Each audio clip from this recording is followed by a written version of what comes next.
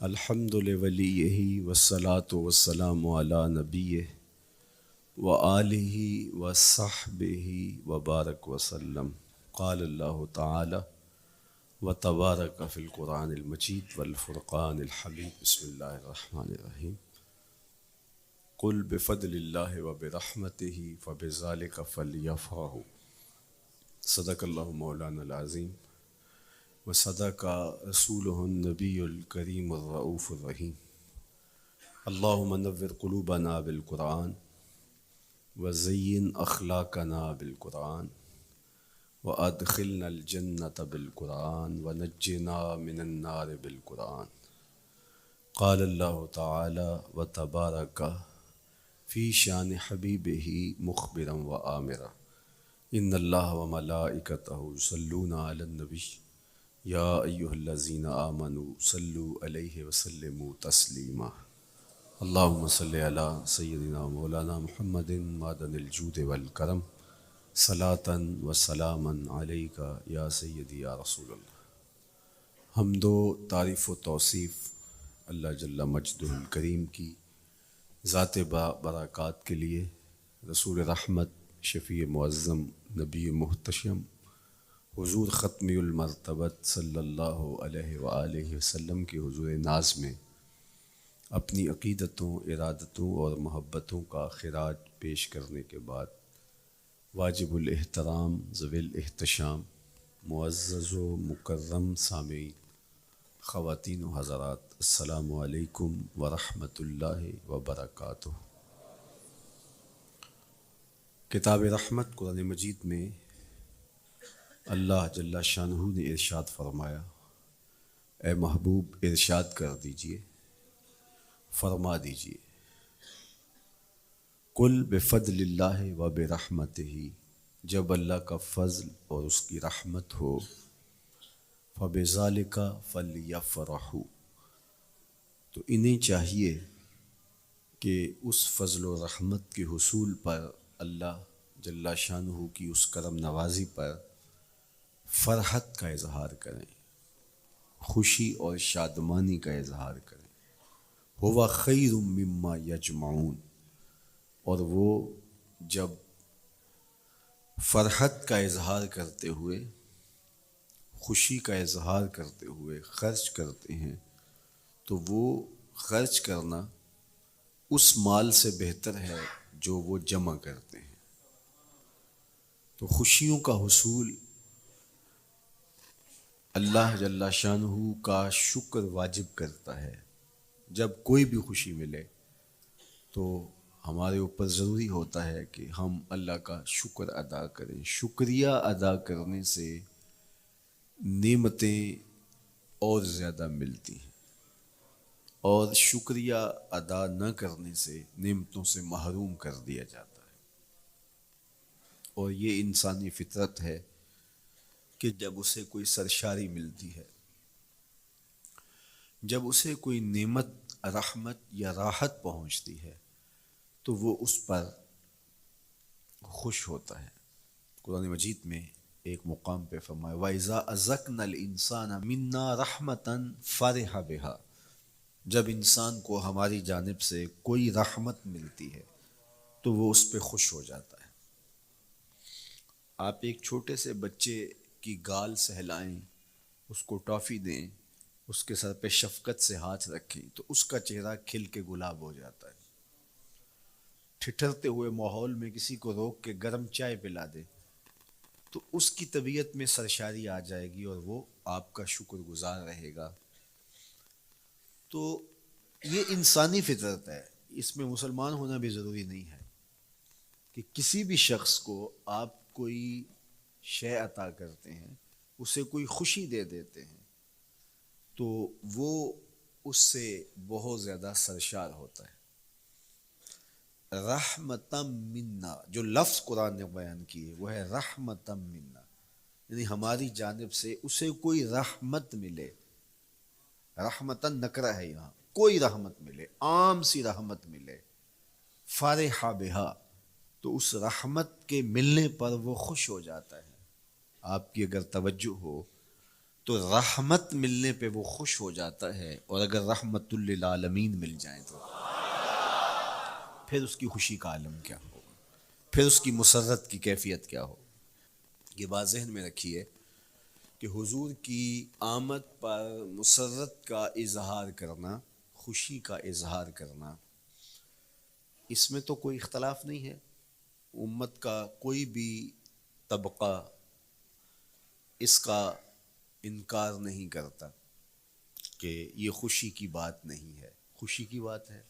ہر دور میں اور ہر علاقے کے اپنے اظہار کے سلیقے ہوتے ہیں اور طریقے ہوتے ہیں، اگر وہ شریعت کے مزاج سے متصادم نہ ہوں تو ان کو اختیار کرنے میں کوئی حرج نہیں ہے۔ پھر مرور زمانہ کے ساتھ بدلتے ہوئے تقاضے ہوتے ہیں۔ کسی زمانے میں تلواروں کے ساتھ، تیروں کے ساتھ لڑائی ہوتی تھی اور وہ جہاد اسلامی قرار پاتا تھا۔ آج کی لڑائی میزائلوں کے ساتھ اور ٹینکوں کے ساتھ ہے، اور یہ بھی جہاد اسلامی قرار پاتا ہے۔ کوئی کہے کہ تیر و تفنگ کو چھوڑ کے، نیزہ و بالا کو چھوڑ کے، شمشیروں کو چھوڑ کے یہ میزائلوں پہ آ جانا، یہ ٹینکوں پہ اور یہ جدید آلات حرب پہ آ جانا، یہ دانش مندی نہیں ہے، یہ سنت سے انحراف ہے، تو میاں تو سنت کے مفہوم کو نہیں سمجھا۔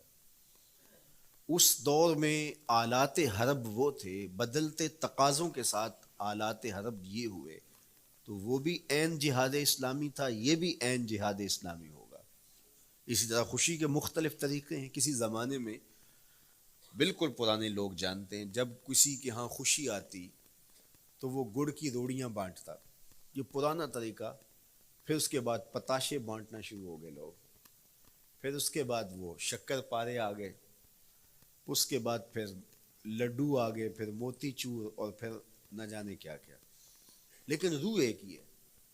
جو گڑ بانٹنے سے مسرت کا اظہار تھا، وہی آج جدید جو ہمارے پاس مٹھائی کی اقسام ہیں، ان کو بانٹنے سے بھی وہی مقصود ہے۔ کسی زمانے میں کسی کے ہاں بیٹا ہوتا تو وہ گھر کے دروازے پہ پتے باندھ دیا کرتے تھے، یہ اس دور کی جھنڈیاں تھیں، اظہار کے لیے کس گھر میں خوشی آئی ہے۔ تو آج کے دور میں تو ہمیں پتے باندھے ہوئے نہیں ملتے، آج گھروں کے اندر ولادت مبارک کے یا مختلف طرح کے غبارے لگا دیے جاتے ہیں یا جھنڈیاں لگا دی جاتی ہیں۔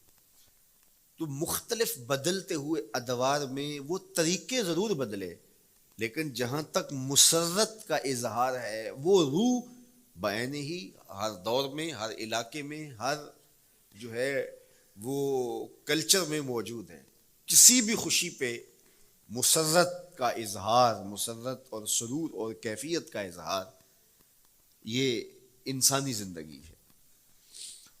اسلام ہمیں مسرتوں کے اظہار اور شکرانے کی صورت کے بہت سارے طریقے دیے ہیں، اس میں سے روزہ رکھنا بھی ہے۔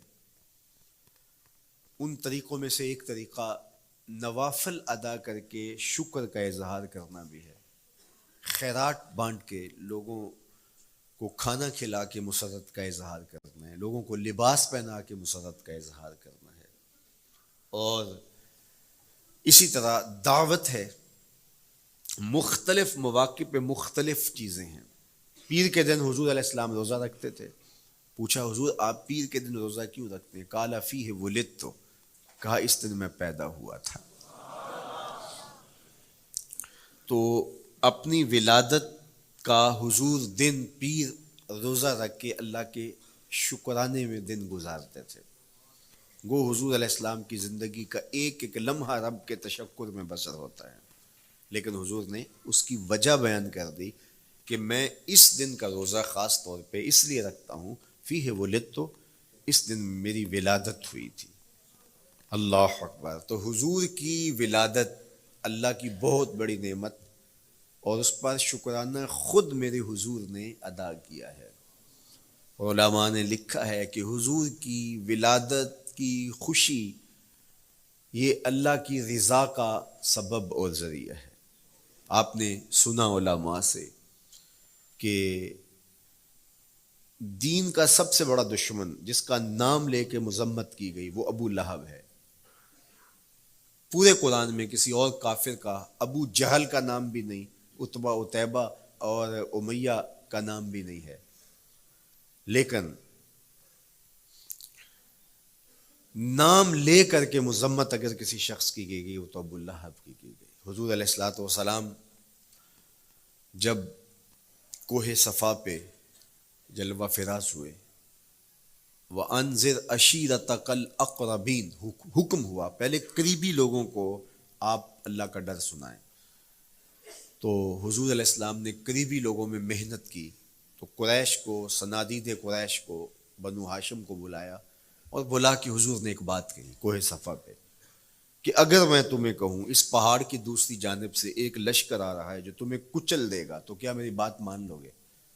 تو انہوں نے کہا اگر نظر نہ بھی آیا تو ہم کہیں گے ہم اندھے ہیں، آپ سچے ہو، ہماری نظروں کو پھیر لگ رہا ہے، آپ جھوٹ نہیں بول سکتے، ہم نے 40 سال آپ کے شب و روز دیکھے ہیں، تو کیسے ہم یہ گمان کر لیں؟ تو حضور نے فرمایا اگر میری ذات پہ اتنا یقین ہے تو مان لو اللہ ایک ہے۔ تو ابو لہب سب سے پہلے بولا تبا لک ھنالک سائر الیوم الہذا جمعتنا، معاذ اللہ، کہ آپ کا معاذ اللہ ہاتھ ٹوٹ جائے، آپ نے اس لیے ہمیں جمع کیا تھا؟ تو اللہ تعالیٰ جل شانہ نے اس کا جواب دیتے ہوئے ارشاد فرمایا تبت یدا ابی لہب وتب، ظالم تیرے دونوں ٹوٹ جائیں، ظالم تیرے دونوں ٹوٹ جائیں۔ تو ابو لہب کا نام لے کے مذمت کی گئی، لیکن یہ بدترین کافر جب حضور کی ولادت ہوتی ہے تو اس کی لونڈی سویبہ اس کو جا کے خبر دیتی ہے کہ تیرے مرحوم بھائی کے گھر بیٹا پیدا ہوا ہے۔ تو یہ بہت خوش ہو گیا، اس لیے نہیں کہ نبی تشریف لائے ہیں، اس لیے کہ میرے مرحوم بھائی کے گھر میں چراغاں ہوا، تو بھتیجا ہونے کے ناطے اس کو ایک سرشاری اور خوشی ہوئی، اور لونڈی کے خبر دینے پر اس نے اشارے سے اس کو کہا جا تو آزاد ہے۔ اللہ اکبر۔ یہاں سے یہ بھی سمجھیں کہ حضور نے صحن کائنات میں قدم رکھا، غلاموں کو آزادی ملنے لگی، غلامی کی زنجیریں ٹوٹنے لگی، تو صحابہ کو کہا جا تو آزاد ہے۔ خیر ابو لہب کی ساری زندگی آپ کو پتہ ہے، لیکن جب مر گیا تو حضرت عباس رضی اللہ تعالیٰ عنہ کو خواب میں ملا، انہوں نے کہا سنا کیسی بیت رہی ہے؟ اس نے کہا سخت مشکل میں ہوں، ڈاڑھی تکلیف ہے، حضور کی مخالفت بڑی مہنگی پڑی، لیکن اتنا ہے کہ جب پیر کا دن آتا ہے جس انگلی سے اشارہ کر کے لونڈی کو آزاد کیا تھا اس سے ٹھنڈا اور میٹھا مشروب بھی ملتا ہے اور عذاب میں بھی کچھ کمی ہوتی ہے۔ شارع مسلم امام نووی کے استاد امام ابو شامہ جو بہت بڑا نام ہے حدیث میں، وہ فرماتے ہیں جب ایک کافر کو حضور کو نبی سمجھ کے نہیں بھتیجا سمجھ کے خوشی کرنے کا بھی صلہ ملتا ہے، تو ایک مومن جو حضور کا غلام ہے اور حضور کو امام اور مقتدا اور نبی رسول اور محبوب سمجھ کے خوشیاں کرتا ہے، اس کو اللہ کتنا کچھ عطا کرے گا۔ دوستاں کجا کنی محروم تو کے بعد دشمنا نظر داری، جب تو دشمنوں کو اتنا دیتا ہے تو دوستوں کو کتنا عطا کرے گا۔ تو حضور کی آمد پر مسرت کا اظہار، بشاشت کا اظہار، یہ اہل ایمان کا طریقہ رہا ہے۔ ہاں جو اس کا انداز ہے، کسی کو نوافل میں زیادہ سرور ملتا ہے وہ نوافل کثرت سے پڑھ لے، کسی کو زیادہ سرور روزے میں آتا ہے تو وہ روزے رکھ کر کے اس شکرانے کو ادا کرے، کوئی ذکر کی مجلس سجا لے، مختلف طریقے موجود ہیں۔ حضور علیہ السلام تشریف لائے، صحابہ بیٹھے ہوئے تھے، صحیح مسلم میں روایت ہے، سنن نسائی میں ہے اور بھی کتب حدیث میں، محفل بپا تھی، تو حضور نے آ کہا ما اجلسکم، کیوں بیٹھے ہوئے ہو؟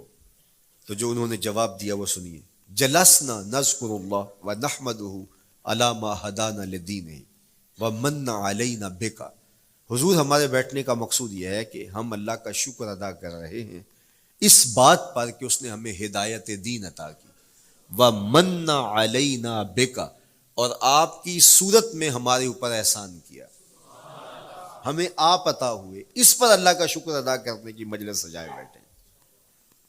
اب بات تو سادہ سی تھی، لیکن میرے حضور نے ان سے کہا کیا تم اس بات پہ قسم دے سکتے ہو کہ اسی لیے بیٹھے ہو؟ تو انہوں نے کہا جی ہم قسم دیتے ہیں، ہم اسی لیے بیٹھے. فرمایا اٹھاؤ قسم. تو صحابہ نے باقاعدہ قسم دی، ہم قسم اٹھاتے ہیں، ہمارے بیٹھنے کا مقصد یہ ہے کہ اللہ کا شکر ادا کر رہے ہیں، اور آپ کی صورت میں جو انعام خداوندی ملا ہے اس پر اللہ تعالیٰ کا شکریہ ادا کر رہے ہیں. حضور نے باقاعدہ ان سے قسم لی اور انہوں نے باقاعدہ قسم دی. اب صحابہ کو حیرت تو تھی کہ یہ موقع قسم کا تو نہیں تھا، لیکن حضور نے قسم لی ہے، کیوں؟ حیرت تو استجاب کی کیفیت تھی. حضور علیہ السلام نے فرمایا صحابہ میں تم سے جو ابھی قسم لی ہے یہ کسی تہمت کی بنیاد پر نہیں لی، یعنی تمہارے قول کی صداقت میں مجھے کوئی شک نہیں تھا کہ میں نے قسم سے تصدیق کی ہو، بلکہ اس کا سبب اور تھا. بعض اوقات قسم اس لیے کی جاتی ہے کہ کسی متردد ذہن کو مطمئن کرنا ہوتا ہے، اور بعض اوقات قسم واقعہ کی اہمیت کو بڑھانے کے لیے کی جاتی ہے. کوئی بندہ کہہ رہا ہے کہ جناب فلاں صاحب آ رہے ہیں ہمارے گھر میں، مہمان آ رہے ہیں، تو گھر کے اچھا کہتا ہاں قسم اللہ کی، تو اس کا یہ مطلب نہیں کہ اس کے شک ہوتا ہے، اس کی خوشی اور اس کی مسرت کے اظہار کو بڑھانے کے لیے وہ کہتا ہے کہ ہمارے گھر کے اندر آج فلاں آ رہا ہے، تو وہ کہتا اچھا کہتا ہاں ہاں قسم اللہ کی وہ آ رہا ہے. تو یہ متردد کا شک دور کرنے کے لیے قسم نہیں ہے، یہ بلکہ اس کی خوشی اور سرشاری کو پختہ کرنے کے لیے ہے. تو عربوں میں قسم مختلف وجہ سے کی جاتی تھی. تو حضور نے فرمایا یہ جو میں نے تم سے قسم لی ہے یہ کسی تہمت کی بنیاد پہ نہیں لی، بلکہ اس قسم کا سبب کیا ہے سنو. پھر حضور نے خود بتایا، فرمایا تم یہاں بیٹھے تھے، میں حجرے میں بیٹھا تھا، اتانی جبریل علیہ السلام، میرے پاس جبریل امین حاضر خدمت ہوئے، فاخبرنی ان اللہ یباہی بکم الملائکہ، تو مجھے انہوں نے خبر دی ہے. محبوب ذرا باہر تو نکل کے دیکھو، صحابہ تمہارے اس عمل پر اللہ فرشتوں میں ناز کر رہا ہے، اللہ فرشتوں میں فخر کر رہا ہے کہ دیکھو میں نے ان کو نعمت دی، کتنے قدردان نکلے، اس نعمت کا شکرانہ ادا کر رہے ہیں. اور آج اگر ہم اپنے گھر میں بیٹھ کے، اپنی مسجد میں بیٹھ کے حضور کی صورت میں انعام خداوندی کا شکریہ ادا کرتے ہیں تو اللہ کی رحمتوں سے بعید نہیں کہ اللہ فرشتوں سے کہے دیکھو صدیاں بیت گئیں، یہ آج بھی شکرانہ ادا کر رہے ہیں، اور یہ بات میری اور آپ کی بخشش کی ضمانت قرار پائے. تو حضور کی صورت میں جو انعام ہوا، حضرت حسان بن ثابت اکثر کہا کرتے تھے منا علینا ربنا ام بعث فینا محمدا، ہمارے رب نے ہمارے اوپر احسان کر دیا ہے کہ محمد عربی عطا کر دی ہے. ساری زندگی سجدے میں سر رکھ کے شکر ادا کرتے رہیں، حق شکر پھر بھی ادا نہ ہو. میں تو کہا کرتا ہوں ہمارے بدن پہ اتنے بال نہیں ہیں جتنے رسول اللہ کے احسانات ہیں. ہمارا بال بال قرض رسالت میں جکڑا ہوا ہے، ساری زندگی ان کے گیت گائیں. میں ایک رات کے میلاد کا صرف قائل نہیں ہوں کہ ایک رات میلاد کر لو اور پورا سال چھٹی، ساری زندگی حضور کا نام جپو، ساری زندگی حضور پہ درود پڑھو، لمحہ لمحہ حضور کے ذکر کا چراغاں کرو. صرف اپنے گھروں میں، اپنی چہار دیواریوں میں اور اپنے بازاروں میں جھنڈیاں ہی نہ لگاؤ، بلکہ دل کے ایک ایک پرت پہ نام محمد کی جھنڈی لگاؤ. صرف منڈیروں پہ چراغاں ہی نہ کرو، بلکہ دل کی اندھیر گلیوں میں بھی حضور کے نام کا چراغاں کرو، اندر بھی روشنی ہو باہر بھی روشنی ہو. حضور پہ درود پڑھو، حضور کا ذکر کرو، اپنے بچوں کو بٹھا کر کے حضور کے قصیدے سناؤ، حضور کی شانیں سناؤ، حضور کی سیرت بتاؤ انہیں. اپنے گھر کے ماحول کے اندر، اپنی مسجد میں، اپنی گلی میں، اپنے دوستوں میں حضور کا ذکر کرو. دوستوں آپس میں بیٹھو تو کہو یار اللہ کا کتنا کرم ہو گیا کہ اللہ نے ہمیں حضور عطا کر دیا. دوستوں میں بیٹھے جب یوں بات کرو گے تو اللہ کی رحمتیں کس قدر تمہارے اوپر برسیں گی. اپنی عقیدتوں کا اظہار کرو، وہاں کمیت نہیں دیکھی جاتی، وہاں کیفیت دیکھی جاتی ہے، وہاں مقدار نہیں دیکھی جاتی، وہاں معیار دیکھا جاتا ہے. وہ چہرہ اور چہرے کا تل نہیں دیکھتے، وہ بندے کا دل دیکھتے ہیں. وہ دیکھتے ہیں کون کس خلوص کے ساتھ محبت لے کر کے آیا ہے. شاہ ولی اللہ محدث دہلوی بہت بڑا نام ہے، تمام مکاتیب فکر کے نزدیک معتبر نام ہے.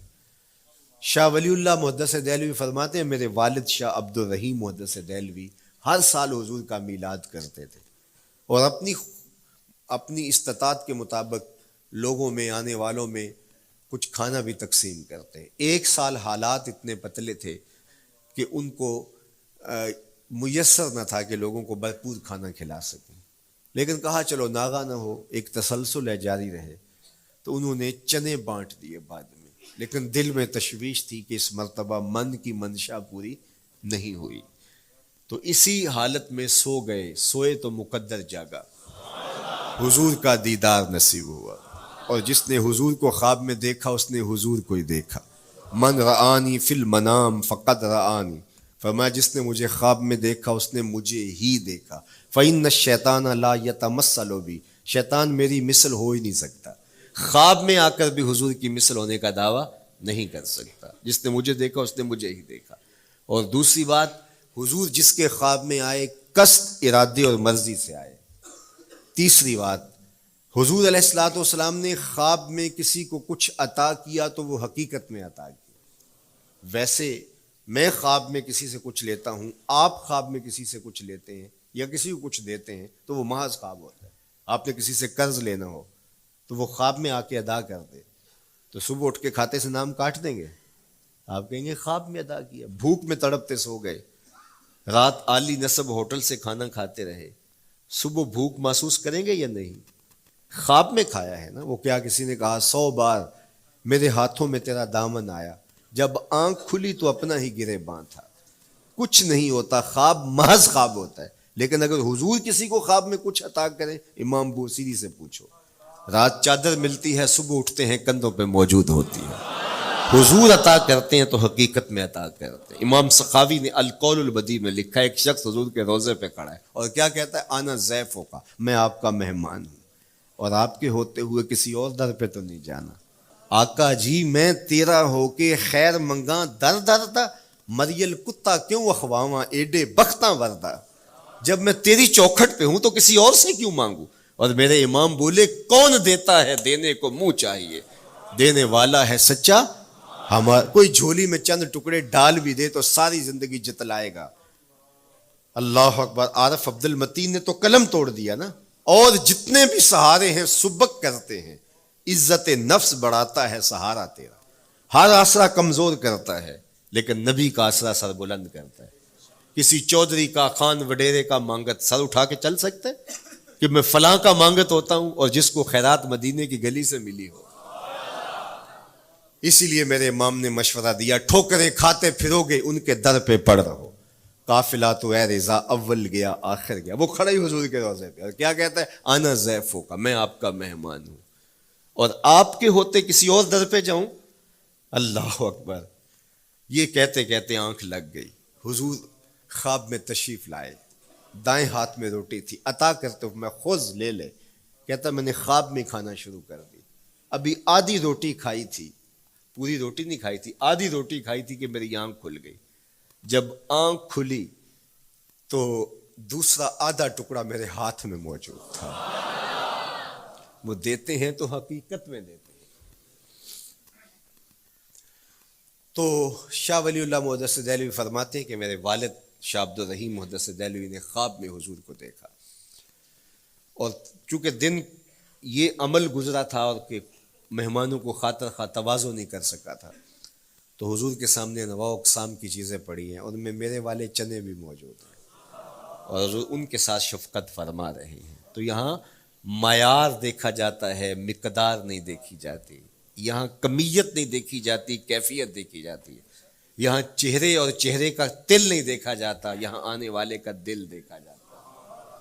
یار چہرہ تو چمکدار تھا، اسی لیے ابو لہب کہتے ہیں نا شعلے کی طرح چمکتا ہوا، لیکن جہنم کا ایندھن بنا، اور کالے رنگ والا، ہونٹ موٹے ہیں، لیکن کعبے کی چھت پہ کھڑا اذان دے رہا ہے۔ اذان ازل سے تیرے عشق کا ترانہ بنی، نماز تو اس کی دید کا ایک بہانہ بنی، ادائے دید سراپا نیاز تھی تیری، کسی کو دیکھتے رہنا نماز تھی تیری۔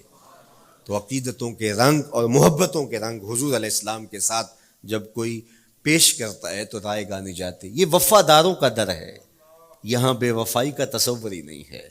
وہ ہاتھ پکڑتے ہیں تو پھر چھوڑتے نہیں ہیں، اس لیے ان سے محبت کا ربط قائم کیجیے، اپنی اولادوں کو حضور کا پیار سکھائیے، اپنے گھروں میں میلاد کیجیے۔ لازم نہیں ہے کسی عالم دین کو بلاؤ، آپ اپنے گھروں میں حضور علیہ السلام پر درود پڑھیے گا، بچوں کو بٹھائیے گا، اور حضور کی سیرت کا کوئی واقعہ ان کو سنائیے گا۔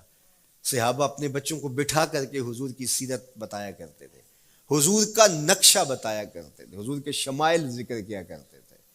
اور کوئی صحابی ملتا تو تابعین جمع ہو جایا کرتے تھے اور اسے پوچھتے تھے اچھا بتاؤ حضور کی صورت کیسی تھی، زلفیں کیسی تھی. یہی میلاد ہے نا.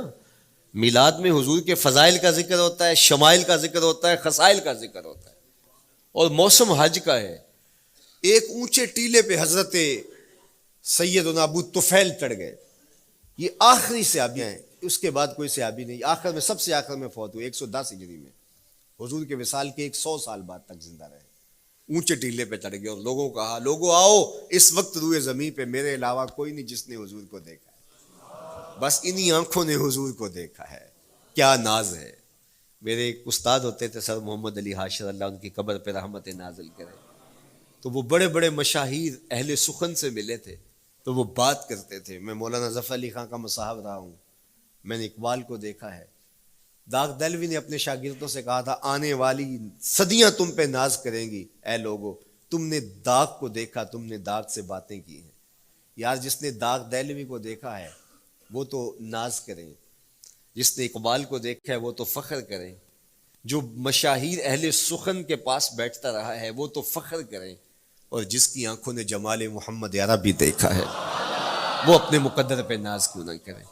تو کہا لوگوں آؤ، اس وقت روئے زمین پہ میرے علاوہ کوئی نہیں جس نے حضور کو دیکھا ہو، آؤ مجھ سے حضور کی باتیں سنو. لوگ جمع ہو گئے اور کہا صف لنا رسول اللہ، تم نے حضور کو دیکھا ہے تو بتاؤ حضور کیسے تھے. تو حضرت ابو طفیل نے 3 لفظوں میں میرے حضور کا حلیہ بیان کیا، یاد کر لو. حضرت ابو طفیل نے کہا کان رسول اللہ صلی اللہ علیہ وسلم ابیض ملیحا مقصدا. ایک تو چٹے رنگ کے تھے، ایک تو حضور کا رنگ گورا تھا. دوسری بات ملیحن، حضور کا حسن نمکین تھا. اور تیسرا مقصدا، حضور متوازن تھے، نہ قد لمبا نہ قد پست، سوا صدر والبطن، سینہ اور پیٹ برابر. لیسا بالطویل الممغط ولا بالکثیر المتردد، نہ پست کے عجیب دکھائی دیں نہ اتنے لمبے کے عجیب لگیں بلکہ درمیانہ قد. لیکن اذا جامع القوم غامرہم، سن لو حضور کا قد تو درمیانہ تھا لیکن جب لوگوں کے درمیان چلتے حضور کے کندھے لوگوں کے سروں سے اونچے دکھائی دیتے. یہ اللہ نے شان دی اپنے محبوب کو.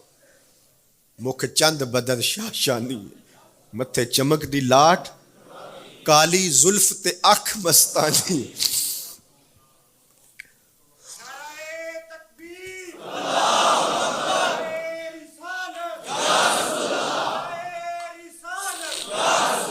کالی زلف تے اکھ مستانی ہے، مخمور رکھی ہن مد بھریاں. میں آپ کو مدینے کی گلی میں لے جانا چاہتا تھا کہ حضور علیہ السلام کی جب آمد ہوئی تو اہل مدینہ نے کس طرح جلوس نکالا. وہ عقیدتوں کے کیا رنگ تھے، لیکن وقت سمٹ گیا. لیکن اتنا سن لو کہ جب حضور تشریف لائے تو جنوبی سمت سے حضور آئے تھے. جب انہوں نے دیکھا نا تو اچانک ودا کے پہاڑوں کی اوٹ سے حضور دکھائی دیے. تو سیاہ پہاڑ ہیں تو ان سے جب حضور کا چمکتا ہوا چہرہ دکھا نا تو بے ساختہ انہوں نے کہا طلع البدر علینا، وہ دیکھو چاند چڑھ گیا ہے. طلع البدر علینا، وہ دیکھو چاند چڑھ گیا. یہ شاعری خود بخود ہوتی ہے، خود بخود ترتیب. ایک ہوتی ہے آورد، ایک ہوتی ہے آمد. یہ آمد ہے. طلع البدر، وہ دیکھو چاند چڑھ گیا. من ثنیات الوداع وجب الشکر علینا. مورخ اسلام حفیظ جالندری نقشہ کھینچتے ہیں، جنوبی سمت سے اٹھا ایک نوری غبار آخر. جنوبی سمت سے اٹھا ایک نوری غبار آخر، سواد شہر میں داخل ہوا ناکا سوار آخر. زباں پر اشرق البدر علینا کی صدائیں تھیں، دلوں میں ما دعا للہ دائی کی دعائیں تھیں. نبوت کی سواری جس طرف سے ہو کے جاتی تھی، درود و نعت کے نغمات کی آواز آتی تھی. کہیں معصوم ننھی بچیاں تھیں دف بجاتی تھی، رسول پاک کی جانب اشارے کر کے گاتی تھی اور کہتی کیا تھی، ہم ہیں بچیاں نجار کے عالی گھرانے کی، خوشی ہے آمنہ کے لال کے تشریف لانے. خوشی ہے آمنہ کے لال کے. عجیب رنگ بکھرے ہوئے تھے. حضور نے جب بچیوں کو دیکھا تو فرمایا تم مجھ سے محبت کرتی ہو؟ انہوں نے کہا ہم دل و جان سے آپ سے پیار کرتی ہیں. تو حضور نے فرمایا واللہ انا احبکن، اللہ کی قسم میں بھی تم سے پیار کرتا ہوں، میں بھی تم سے پیار کرتا ہوں. لوگ گھروں کو سجائے بیٹھے، ہلم الینا یا رسول اللہ الی العدد والعدۃ والمنع، حضور آ جاؤ نا، آ جاؤ، ہمارے پاس اسلحے بھی ہیں، کسی نے حملہ کیا توڑ کے رکھ دیں گے، ہمارے بڑے بڑے گھر ہیں، مہمان آئے سنبھال لیں گے، رک جاؤ نا ہمارے گھر. اب اتنے چاہنے والے ہوں تو کس کو پذیرائی دیں؟ حضور اونٹنی کی مہار گردن پہ ڈالتے، فرماتے خلو سبیلہا ناقتی مامورۃ من اللہ، اس کی راہیں چھوڑ دو، یہ اللہ کے حکم کی پابند ہے. کہتے ہیں لوگوں نے اونٹنی کو چارہ دکھانا شروع کر دیا کہ چلو اونٹنی بیٹھ جائے. اللہ اکبر، پانی ہڑا نو لوڑ کی راہ براندی، پہنچے آپ دریار سرکار یارا. یار جب محبت پیدا ہوتی ہے یار منانے کے ڈھنگ بھی سیکھ لیے جاتے ہیں، محبت بتا دیتی ہے محبوب کو کیسے منانا ہے. لیکن حضور فرماتے خلو سبیلہ ناقتی مامور، راہیں چھوڑ دو، میری اونٹنی اللہ کے حکم کی پابند ہے، یہ سبز چاروں کے لالچ میں آنے والی نہیں ہے، چھوڑو چھوڑو اس کا راستہ. اللہ اکبر، جب بنو نجار کے محلے سے حضور گزرے، یہی بچیوں نے تالا البدر علینا پڑھا تھا، اور یہی محلہ حضور کے ننیال کا محلہ تھا. انہوں نے جو لفظ کہے، امام صالحی نے، اللہ ان کی قبر پہ کروڑوں رحمتیں نازل کرے. سبل الہدا والرشاد میں نے کئی مرتبہ یہ مقام پڑھا ہے، باب الہجرہ مسلم شریف باقی کتب حدیث میں بھی ہے، لیکن امام صالحی نے بہت ساری حدیث جمع کی ہیں، اور انہوں نے یہاں جو منظر بیان کیا ہے، انہوں نے جو لفظ کہے نا، جب حضور آئے بنو نجار کے محلے سے گزرنے لگے تو ذرا لفظوں کی چاشنی دیکھیے، ان لفظوں سے ٹپکتے شہد کو دیکھیے. تو انہوں نے آگے بڑھ کے حضور کو دعوت دی، اور لفظ کیا کہے، ہلم الی اخوالک یا رسول اللہ الی العدد والعدۃ والمن، حضور ادھر تو رک جاؤ، یہ تو آپ کے ماموں کے گھر ہیں، یہ تو آپ کے ننیال کا محلہ ہے. لیکن حضور نے فرمایا کہ بس میری راہیں چھوڑ دو. پھر اونٹنی جا کے کہاں بیٹھی، نیویاں دا پرونا ہے میرا نبی، کوٹھیاں تے چڑھے ویخ دے رہ گئے. سہل اور سہیل دو یتیم بچے تھے، اور ان کی خالی جگہ پڑی تھی، جا کے اونٹنی وہاں بیٹھ گئی. اٹھایا گیا پھر بیٹھ گئی. قریب ترین مکان حضرت ابو ایوب انصاری کا تھا. دوڑے آئے، سامان اتارنے لگے، کہا حضور اونٹنی کو اب نہ اٹھاؤ، اب تو میرے بخت جاگ پڑے ہیں. پھر ان کی کیفیت کیا تھی، امروز شاہ شاہاں مہمان شدست مارا. امروز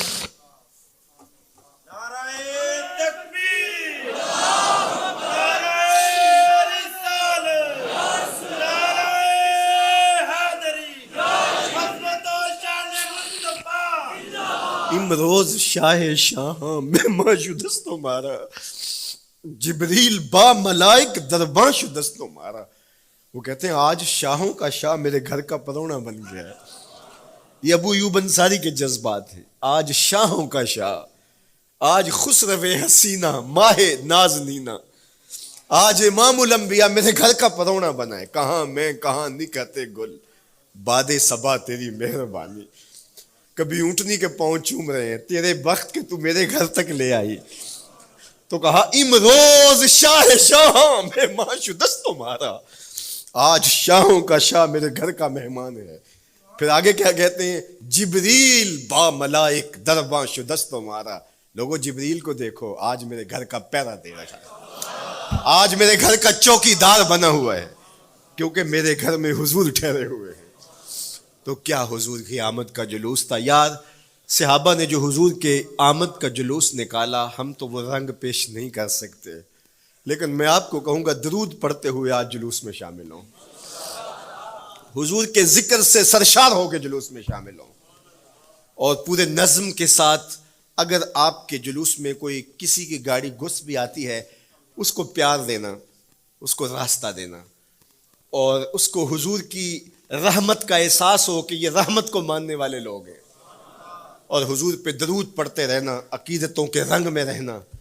امید ہے کہ جس طرح حضور نے ان بچیوں سے کہا جو حضور کے جلوس میں شامل تھیں کہ کیا تم مجھ سے محبت کرتی ہو، تو انہوں نے کہا جی جی، ہم اسی لیے تو آپ کے قصیدے پڑھ رہی ہیں.